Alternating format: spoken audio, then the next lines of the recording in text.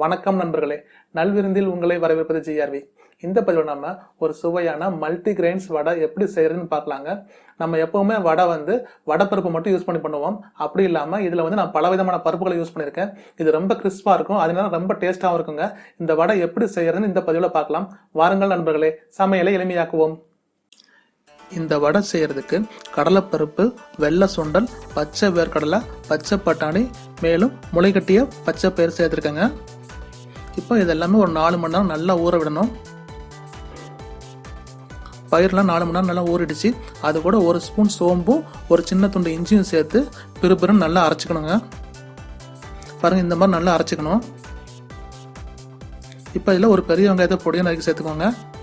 2 பச்சை மிளகாய் சேர்த்துக்கோங்க பொடியாக நறுக்கி.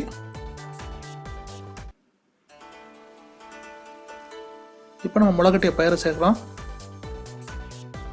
இந்த முளைப்பயிறு நான் வீட்லேயே வளர்த்ததுங்க.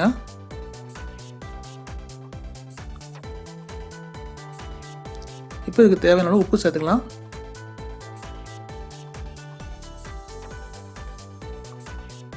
நல்லா மிக்ஸ் பண்ணலாம். இதை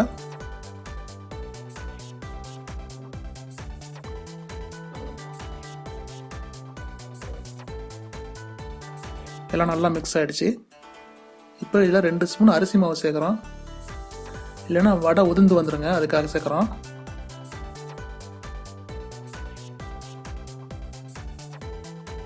சிறிதளவு சோடா உப்பு சேர்த்துக்கோங்க. நல்லா மிக்ஸ் பண்ணுங்க. இப்போ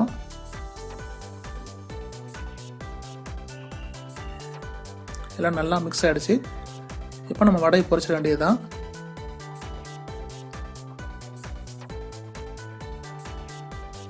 இப்போ எண்ணெயெல்லாம் வடை தட்டி போடணுங்க. எண்ணெய் நல்லா காஞ்சதுக்கப்புறம் அடுப்பை மிதமாக வச்சுட்டு அதுக்கப்புறம் வடையை போடணுங்க. இல்லைன்னா வடை உடனே கரிஞ்சிரும்.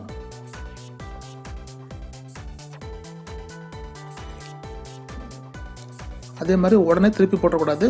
கொஞ்ச நேரம் பொரிய விட்டுட்டு அதுக்கப்புறம் திருப்பி போடணும். இல்லைன்னா இந்த வடை உதிர்ந்து போயிடும்.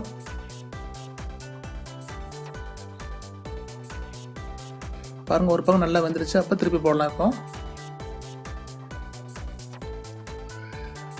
இந்த வடை நல்லா டேஸ்டாக இருக்கும், அதனால ரொம்ப கிறிஸ்பாகவும் இருக்குங்க.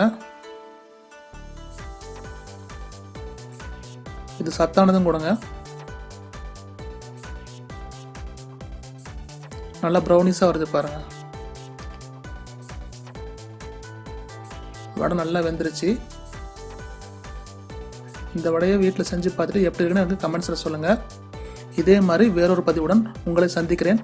வாழ்க வளமுடன்.